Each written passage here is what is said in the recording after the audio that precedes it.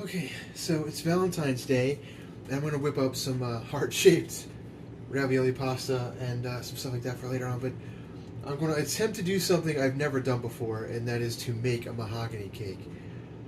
Now, prior to the invention of red dye, to get a red velvet cake, you would use non-alkali baker's chocolate, unsweetened baker's chocolate. I found this Ghirardelli.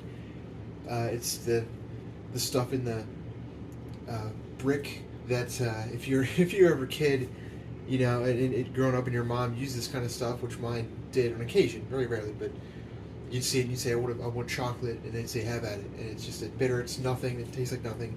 It's all a fun joke for bakers. Ha ha ha. But, one second. Hey, you've had enough cheese. Eat your sandwich. You've had enough cheese. It'll be alright. So, anyway, before they invented red dye, to put into your red velvet cake, you're using non-alkali chocolate and a tablespoon of vinegar. Here's some acid. That acid brightens up the natural redness of the chocolate, giving you a red velvet cake or mahogany cake. Now, it's a weird thing.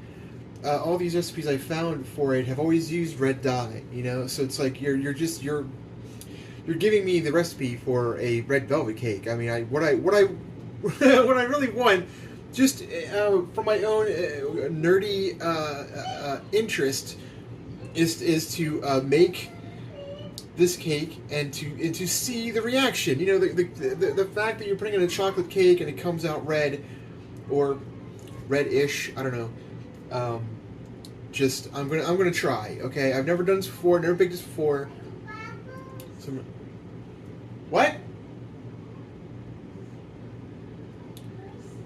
I don't know. She wants cheese, and she's had enough cheese. She doesn't need any more cheese. She has a sandwich in there she needs to be eaten, which she's eaten most of. But anyway, okay. So, let me gather all this stuff up. I got a lot of it here. Let me get it all together, and I'm gonna come back and show you how to make a mahogany cake. I'm gonna make something tasty. Gonna be crazy. Meow. Okay, so we have 2 cups of flour, 3 eggs, 1 teaspoon of baking soda, and 1/2 teaspoon of salt, 1 tablespoon of white vinegar, 1 teaspoon of vanilla, and 1/2 cup of coffee. What I did was I brewed a 12-ounce cup of coffee and reserved 1/2 cup, and 12-ounce cup of coffee. I reserved 1/2, and then I reserved 1/2 for the chocolate. So here we have 2 ounces of unsweetened chocolate. It was just it was a Ghirardelli. You can kind of see how it's maybe like a light brownish color right now. I'm hoping that adding the acid will turn it to the reddish color we're looking for. Like I said, I've never made a mahogany cake before. The science, from what I know from baking school, is absolutely sound, and this is how it was done. So I'm using a recipe from about 1947 here, and then we have 1.5 cups sugar and 1/2 cup of butter. That's it's 1 stick of butter, and I just cut it into cubes to make it easier to cream. So we're going to cream this together, just using the electric mixer here. Okay, so I got the mixer, I got the butter and the sugar. I'm just going to beat this all together, mix it all up. Otherwise called creaming the butter and sugar together. What? She's playing with her magnet tiles, making them into like a hexagon on the floor. It's actually pretty cool. She's, here you go. Good job, baby. Cream together the butter and the sugar. Slowly add in your eggs. And then you're going to add in this chocolate mix. Okay, so I made a 12-ounce cup of coffee. Cut it in half. There's a half cup of coffee over there. You're going to add into this later, but this is the rest of the coffee, and I mix it with the 2 ounces of chocolate. Just give it a good mix. If that coffee's hot enough, what it did here is it just melted it all together. And so we're going to beat together our butter and sugar, add in the eggs, and we're going to add this right into the cake, all right? Okay, so we're going to sip together the flour with the baking soda and the salt, and then we are going to add that into our batter, alternating it with this half cup coffee. So now that we got everything incorporated here, we're going to add in the vinegar. And as you can see already, you turn the light on so you can see this. Very light brown in color, almost like an amber almost. So we're going to see what happens here. Mix in this vinegar, and then we're going to mix in the vanilla, and then pop this into the oven, 350 for 30 minutes. Okay, so this cake, we got it all here, nice and incorporated, and you see it's nice brown color like this. You know, it says enough for 3 layers. I've got 2 9-inch layered pans here. I got this is the 3rd one. Let's see what happens. Add a cooking spray, which I don't use very often. I only use in baking with the pans. So what I'm going to do here is just take some butter, give it a good lining, take a little bit of flour, tap that in there, all around the pan, nice floured coating. Like I said, 350 for 30 minutes. Look at this thing. Look at it. This recipe is from 1947, sent in by a woman to the Jack Birch radio program. Very old. This is like the one I found that it's. I like to use authentic recipes as old as I can find them. This is the here. It's the oldest one I can find. So we're gonna see how this plays out. 350, 30 minutes, and we'll see what happens. Man, this cake smells fantastic. You know, at the end of the day, you have a chocolate cake. I mean, regardless of what color it turns, you're going to have a nice chocolate cake. It smells great. You know, the batter was in my, what I know of baking cakes, baking batter.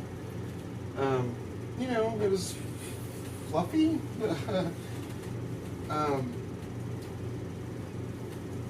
Dealing with a lot of where you would normally have oil, like a lot of just the coffee, a lot of moisture, which is fine. You know, it could be fine. I'm expecting maybe some dryness. Folks, always keep a clean kitchen, man, especially when you're baking. Come on, when those dishes stack up. The one thing I used to hate most about growing up was this insane division of labor in that, you know, my dad would do some cooking, my mom would do some cooking. At any rate, at the end of the night, all of those dishes, all of that stuff, it was all piled up in the sink, and it was just like, you know, I have a younger brother, and it was, you know, dinner's over, hop to it, boys, you know, and our job was to go in there and clean up that mess. I won't say that when I got to, I can't remember. I can't say a lot about my baking school other than I remember the skills I learned with the people and the teachers. I can't name them. I can't, to any real degree, describe them. But I do remember what they taught me. And my baking instructor was French, and he taught me everything from how to make a cake to how to level flour to how to crack eggs, things like that. But at the heart of it, I mean, no matter what was going on, this man was cooking, putting things into bowls and stuff, and he's wiping everything. He's bowls are getting stacked into bowls and stacked into bowls. Those are going to be put in the sink. Plates. Those go over here. So all that was going on. It was very tidy how he was doing that. And that always blew my mind. That's a skill I had to learn doing kitchen work. But he cleaned everything. He cleaned all. And at the end of the lesson, he was teaching as he was washing the dishes. And that taught me that, you know, yes, I'm making you a meal. Sure, I'm the father. I'm the head of the household. What have you? I'm preparing the food. Sure. But that's not to say that, oh, hey, I cooked it, so you got to clean up after it. I mean, that's a pathetic lesson, you know. And do not teach that lesson to your kids. If you were trying in some way to instill, you know, the ideas, the values of, you know, hard work or maybe doing the dishes in to help, to I mean, I'm not gonna. This kitchen's very small. It's a very, very tiny kitchen. One of the selling points of the house for me, I mean, it really was the stone facade, and there is a beautiful glass cabinet in the corner built in there. That was enough for me. But very, very tiny. Look here. I mean, this is it. I mean, the space in which I had to cook and to bake consists of this counter beside the camera here, my cooking station here with the red countertops, very limited space. Sink, there's a counter, there's a little bit of countertop over there. I even have a really amazing pull-out Elmo, a pull-out cart, very fancy, very beautiful. I'll pop that out one day and I'm sure to use it in making one of these videos. But this house, very tiny. It's built in 1940. Hey, maybe someone in this house baked a mahogany cake. Dude, 1947, that recipe from the Jack Bird Show, sent to him by a viewer. Not his recipe, but we'll see. I mean, we'll see how good it is. I don't even know. I know it smells great. And like I said, at the end of the day, no matter what, despite the color, you're going to have a nice smelling. I had a bit of a taste as I was cleaning everything up. You have a nice chocolate cake. And it's Valentine's Day, and there is nothing wrong with a nice chocolate cake. But it would be nice to pull off something sweet and cool here in making a cake that is red by chemical reaction rather than by dye. If it comes out okay, I mean, it's pretty impressive, huh? Yeah. Hey, this cake is a beautiful color. How did you do that? Well, science! Science, my friends! That's how I did it.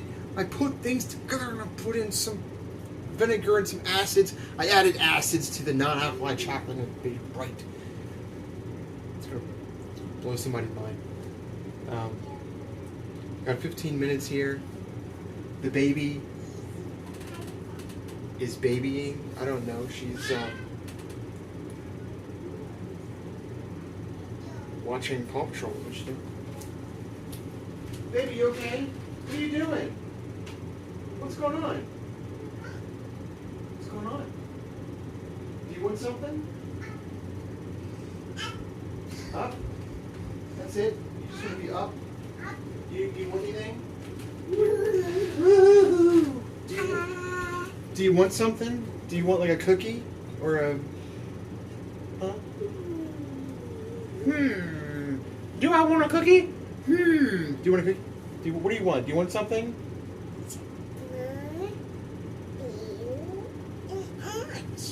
Red, blue, and orange. The bowls are red, blue, and orange. That's right. You were so smart. Do you want something? Do you want here?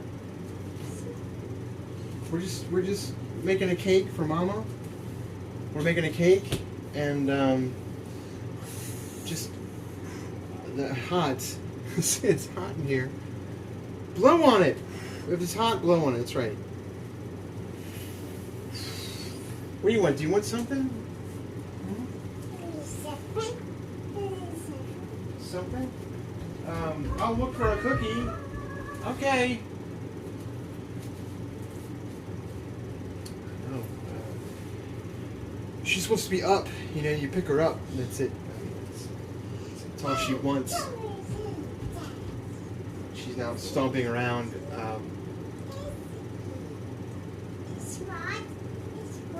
Dragging the mat, the mat, dragging the mat around.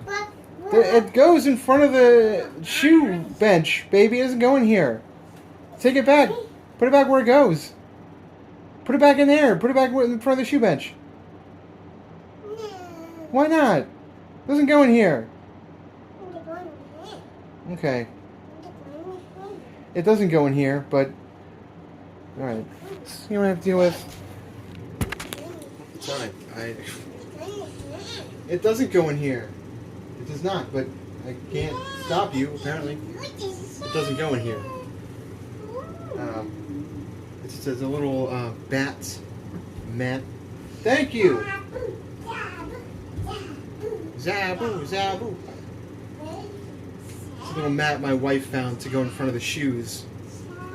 It's nice. We have a creepy bat theme in the house, what have you. The kitchen, of course, is a little. I like to say it's an old world Italian. That's my feel. But anyway, my wife's favorite movie is Night Before Christmas. We got married on Halloween. Our favorite holiday is Halloween. Favorite day. My daughter's name is Wednesday. So of course we have a little mats in front of the shoes that apparently is just so fun to whip around, covered in dirt and whatnot. But this is my day. It's my afternoon. I bake. I bake for my wife, my daughter, and then I watch her do crazy things in there. I put on Paw Patrol and Peppa Pig. And she stomps around here going, "Watch that Peppa Pig!" I mean, all the time. Watch that Paw Patrol! I mean, she yells it. I mean, you know, it's 4:30. Guarantee if I turn that off right now, she'd lose her mind. She's going nuts. Man, this cake smells so good. Remember, don't open the oven. Don't do it.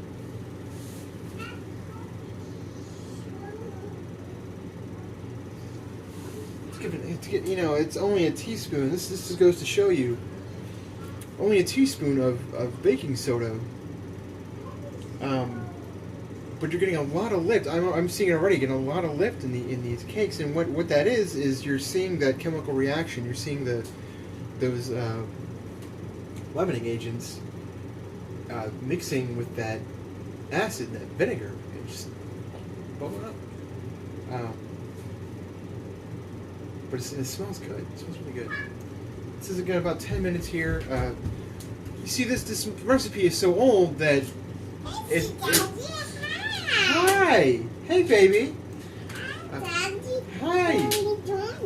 I'm making a video and I'm making a cake. This recipe is so old that it says bake in a moderate oven. It doesn't even have a temperature. You know, and it's very, very sparse on the directions. So we're gonna, 10 minutes that bake. 30 minutes is the minimum I'm going to go for here because moderate oven I take always to be 350.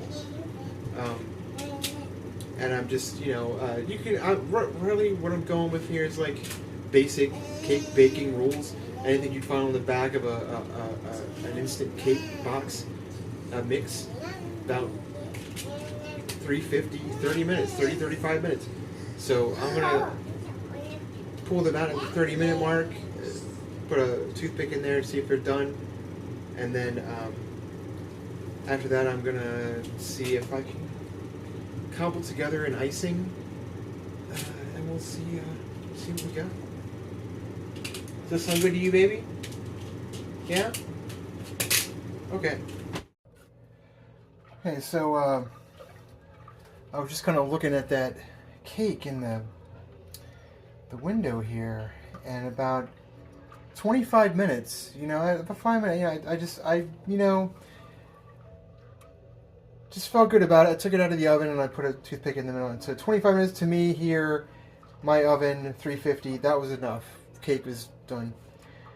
Did not look too, didn't look too red. But we'll see. We're gonna, right now, I was gonna make a buttercream, a cream cheese buttercream. But my wife likes flour frosting, or Ermine frosting, if you're looking it up here. Something that her grandmother used to make for cakes. I've made it once for her. I made it for her, and I didn't really take into account the heat. The fact that it would be warm. Here, and this is earlier over the summer, and it was good. It was very good in flavor, but it was kind of like it kind of melted, So for anyone who wants to make Ermine frosting, what I have here is a 1/3 cup of flour, a cup of sugar, about a 1/4 teaspoon of salt. Give that a good mix. You don't want to have any clumps of flour in that. Put that in a saucepan with a cup of milk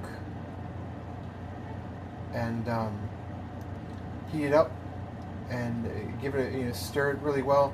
I've got a whisk going on. What you don't want, anytime you put flour into a thing like this, I'm snoring heat. Anytime you make something like flour or a pudding, where you're using or flour, a frosting or a pudding. Anywhere you're using flour, just keep that stirred pretty well. Keep it going, because that flour that's your thickening agent. It's going to make this really thick and soupy. The more you cook it, the thicker it gets. What you're going to look for here is a good paste-like consistency, because rather than having powdered sugar, this is what you're going to use as your base in this frosting. Okay, so you're gonna this is going to be like a thick, pasty goop, and then just like you would with buttercream, whip up some butter. About a 1/2 cup or a stick of butter. Whip up some butter, and then about a teaspoon of vanilla in there. Really, if I were going to be making a buttercream, I would just same thing. Use butter, 1/2 cup of butter to about a cup, cup and a half of powdered sugar.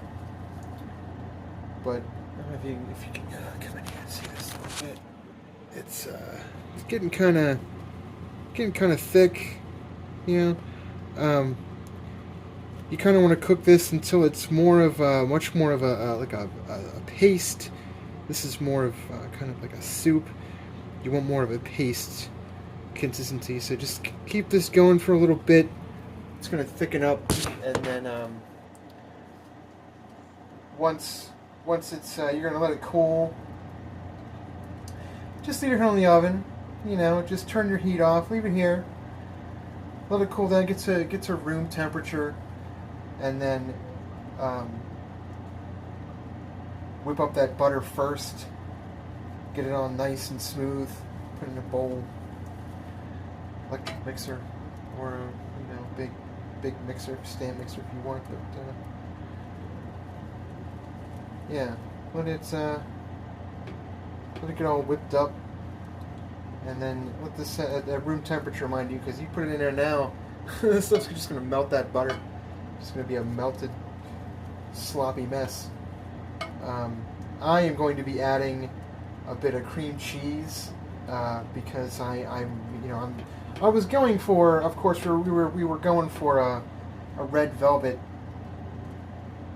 kind of cake here, weren't we? You know, you can't help. You can't. It could have been it could have been the chocolate I used. It could have been that is. My daughter has some toys that she sticks onto the dishwasher that we don't use, and they fall off at all hours. They just sort of suction cup, and at all hours of the day and night they fall off, and it is quite a thing to hear, and like 2 in the morning. But yeah, just gonna whip this up a little bit. Don't fault yourself there, folks. I mean, hey, maybe your cake turned out red. I don't know. That's great. If it didn't, if that's what you were going for and it didn't come out that way, just like me, hey, that's not a big deal. Like I said, you've got one awesome chocolate cake coming out of the oven there. I flop my flop my cakes down on some parchment paper or some wax paper onto a plate. Cooling rack if you have it. I don't have a cooling rack, but just on a plate. Pop them into the fridge. Let them cool down a little bit. This is gonna, like I said, room temperature. You don't really want to. You can put it in the fridge if you want to, get it a lot cooler, but room temperature. Let you see this, and it's for what it's worth, that's not terrible. I mean, it's not red. This isn't going to be the red velvet cake that you were hoping for, but it's reddish, rust color. I don't even know. I'm going to pop this into a bowl. I don't even know. I don't even know if it's. Hopefully that's enough. But I'm gonna whip up this frosting after a while and frost this cake, and maybe we'll cut it open and see what it looks like.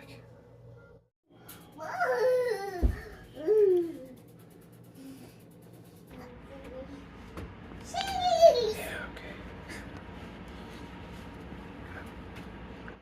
Wow, it worked. It worked, and it's awesome.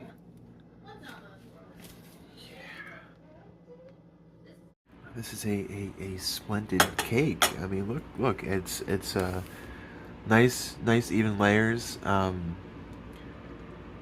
I put some sprinkles and things in there, but it's very red. I mean, when you think you started out with a brown cake, I mean, this is a nice, soft, velvety cake.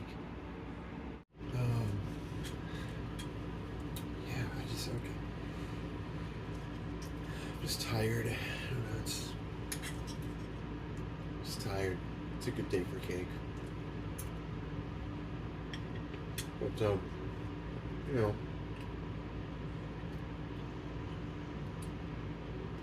I used just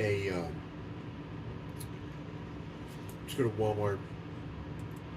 They have coffee pods that are under $5. I got honey almond. That's the coffee I used. Thought that might benefit the cake. It's not a very pronounced flavor. I mean, at all. Honestly, I can't taste the coffee one bit. My wife said she could see a little hint of it, but it is fluffy and light. Like I said, I put my layers in the fridge. Let them firm up a little bit. I then cut them to level them out. I left the top layer a little rounded. I thought that was kind of nice, but so the top layer kind of left rounded. But I always level my cakes before I decorate with the icing on. The Ermine frosting. Hey Nugget, what are you doing? Do you want some cake? You want a bite? Okay. Yeah. There you go. Is that good? See ya. I used to decorate cakes. I really rushed this to look good, just to look fun. I did some red sprinkles and some pink and white jimmies on the top there, on the sides. I've decorated cakes, so I always level my cakes. I like a flat, but I kind of when I took them out of the oven, they or out of the fridge, they were a little flatter, and I thought, did they fall? Are they just too hard? This is a fantastic 3-layer cake. I mean, it's got such a nice height to it, but it's very soft, very light, very delicate, but just a wonderful, rich chocolatey flavor. And I mean, just that. Here, it's science, friends. I mean, if anyone, if you want to impress your loved one for Valentine's Day, there you go. It took us maybe 15-20 minutes to whip it up, then half an hour in the oven. So you're looking at about an hour of your time. And yeah, it just turned out so well. I was so proud of myself yesterday. Really, the frosting as well. My wife loves this flour frosting, and which I had never made before, meeting her.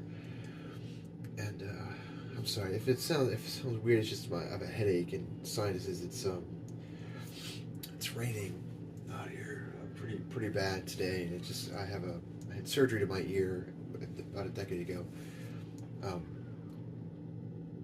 I can't hear, and I'm very sensitive to pressure, and my equilibrium is destroyed. Because I had a lot of stuff cut out. My inner ear was cut out surgically.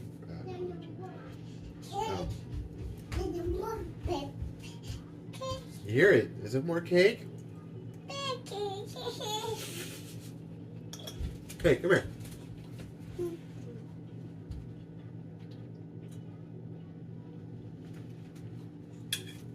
My daughter has a thing where she'll state something 3 times, increasingly more dramatic. Cake, cake, cake. I mean, she just the last one she just kind of breaks, And with anything, everything. If she wants a ball, like she just, I mean, here it comes again. More big cake. Is that good? You want some? Stay back. There you go.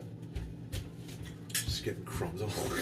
Crumbs all over her mouth. My wife's still asleep. She's gonna be like, "Baby, what are you doing?" I'll clean her up, man.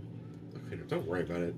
Don't worry about anybody. Everybody out there, don't worry about anything. I'm gonna go clean her up. It's fine. She's watching Miss Rachel, and I don't know. I just wanted to show you what it looks like, and reassure you that it tastes really good, and that coffee isn't going to be overpowering, or I was always skeptical myself looking at the recipe. I've seen a lot of old cake recipes that are just bad. I mean, the thick, dense, not good. I mean, because we have different cooking methods now, different leveling agents, different ingredients. Science has improved, but hands down a fantastic cake. So I really hope you enjoy it. I really hope that you were able to make this for somebody you love, that they're able to enjoy it. Um, Get to see a little bit of awesome, nerdy baking chemistry there. So you're welcome for that. If that's your thing, I love it. But every single day now, it's I can't, you can't help but putting up videos and saying that looking at it's every single day. There's another horrible thing happening in this country, and look, just take care, okay? This is all about love, and look at that. I mean, you saw. I mean, she's like running in here saying more cake. I mean, the baby. She's so happy. But try to hold on to that. Try to hold on to that. I mean, this is all of this is coming from such a place of love. I wanted to make it for my wife because I love my wife. I wanted to make the frosting that she loved, and even last time I made it, really it fell, and it was goopy. It was good. It had a good flavor, but it's very goopy.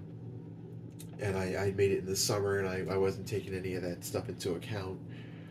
It's a very fragile frosting. The one I posted before about, I tried to get a good angle, but I'm not good with the. I'm like 40 years old, man. I don't make TikToks or whatever. Should get a good angle, but what you're looking for, I mean, low to medium heat on the frosting when you're cooking that milk mixture.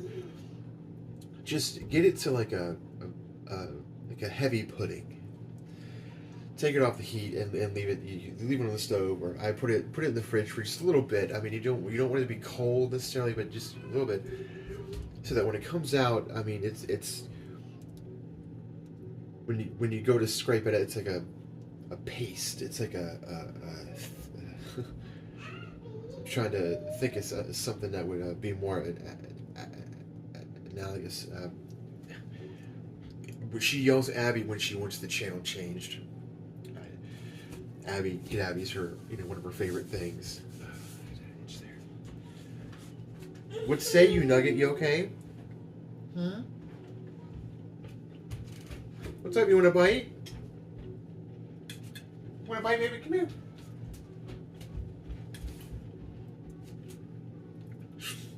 She's sucking her thumb.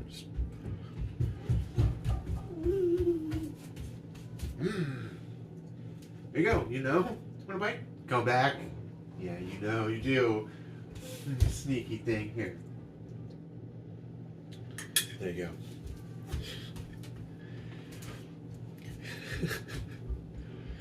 She went to walk away, and then she was like, came right back. Got a bite. That's what it's all about. Boom. That is what it's all about.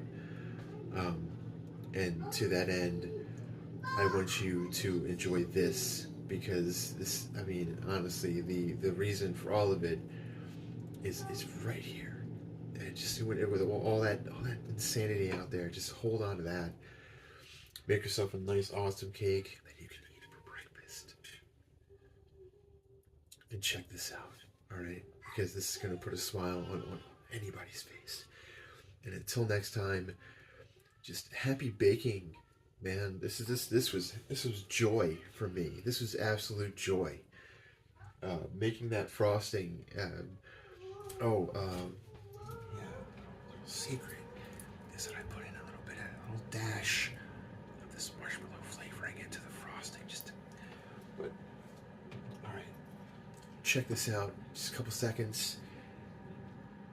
Feel good. Feel better. Good vibes. Until next time, just we're all in this together, and we're all gonna be all right. Okay, seriously, we're all gonna be okay. I'm here. I'm with you. I'm with you. Okay. Until next time. What do you want? Monkey. What do you say? Is there enough more cake? Can you ask nicely?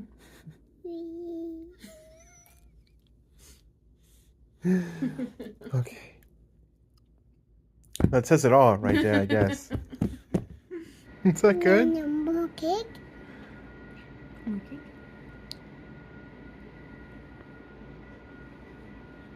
Okay. Is that good? Yum.